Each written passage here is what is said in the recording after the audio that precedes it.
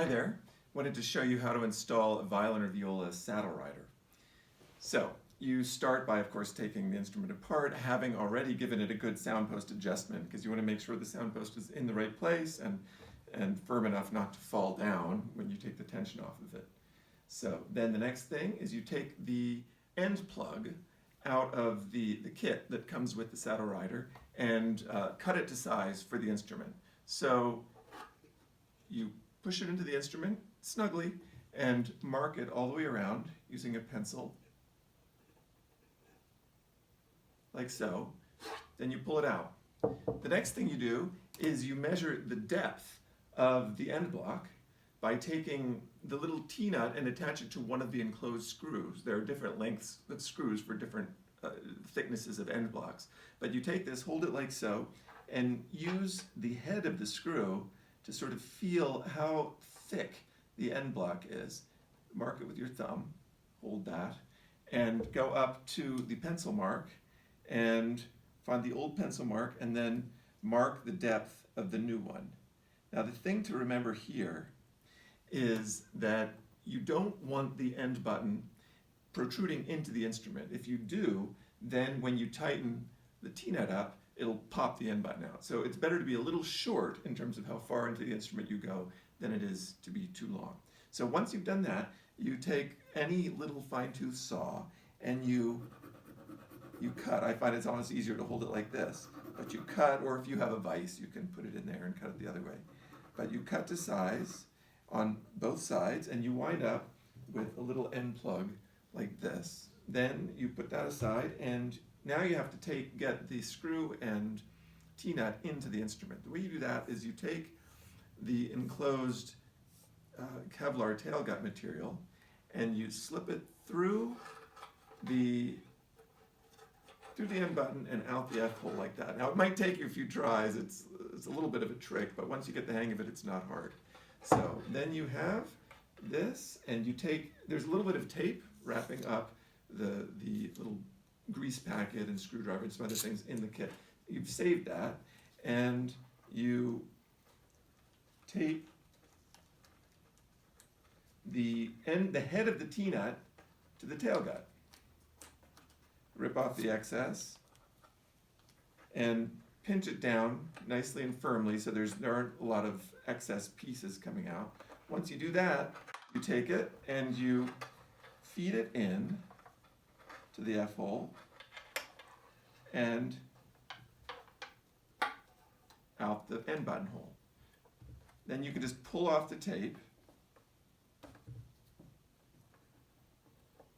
and then you have the screw head sticking out of the end button hole. So once you've done that, you take the little end plug that you've cut to size and you're going to slip it in. So you position this at the screw sort of towards the back, you slip in, you might want to keep a finger on this or something so it doesn't pop in, or you might not need to. You can just put the screw through the groove and then plug it, being careful not to pop the screw in, plug it in, push the end button hole in, and position it in there. Now you want the slot and the end button to be pointing towards the back of the instrument at this stage. The next stage is to take the mount, this little piece called the mount that slips onto the screw, slip it onto the screw head to the center, pull it tight, and now here you're going to take the enclosed little jeweler's screwdriver, reach in, and with a little bit of backward tension, you have to maintain a little bit of tension on it so that the T-nut stays snugly against the inside of the violin and doesn't spin. But you use this and you tighten it until it's not tight, but until it's touching the top of the instrument, but not tight. Now, like I said, you want the slot in the end mount to be facing forward and the slot and the plug to be facing backwards because of the way the tension will pull on the instrument. So then when that's done, you gently turn this over carefully and take the appropriate length of enclosed socket head screw, slip it through the back like that. Now you need to take that same Kevlar tailgut and tie the saddle rider into place with the right orientation. So the front of the saddle rider is to the front, the bottom is facing the tailgut. And you're going to tie that in place using the tailgut knots that you probably know how to do if you're a luthier or can check online. And you'll find that it's going to be shorter than with the traditional Kevlar tailgut because the tailgut just wraps around the saddle rider at the front of the violin. It doesn't go all the way around the end button. So what you may find is to get that traditional, 1/6 after length, you might find that you have to go really quite tight into the tailgut and tie the tailgut knot almost as close as you can, and that's usually about right. Or you can get a hold of a very short nylon tailgut. The problem is traditional ones' lengths are too long because they're designed to go all the way around the end button.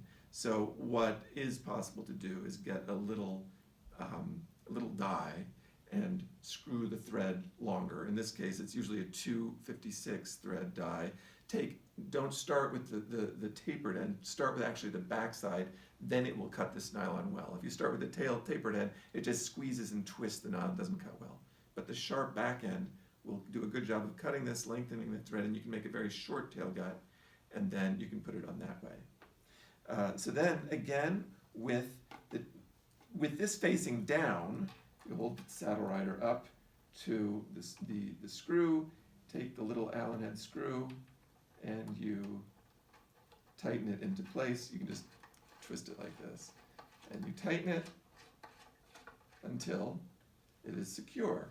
Then you have an adjustable height and position. You can move it side to side to adjust the treble and bass response in the instrument, or up and down to adjust the resonance and projection.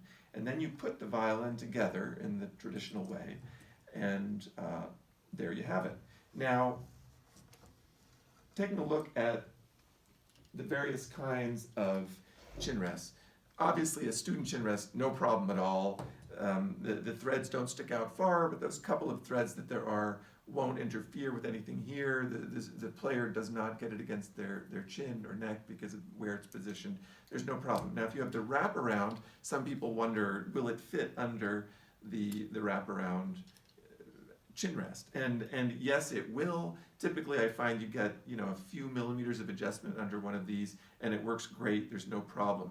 If you want to get more adjustment than that, you can see the physics page on the Saddle Rider website. It shows how much adjustability there is with 3 millimeters. That's a significant amount of adjustability. But if you want even more, you can shave out a little bit of the inside of the chin rest and to give as much adjustability as you want.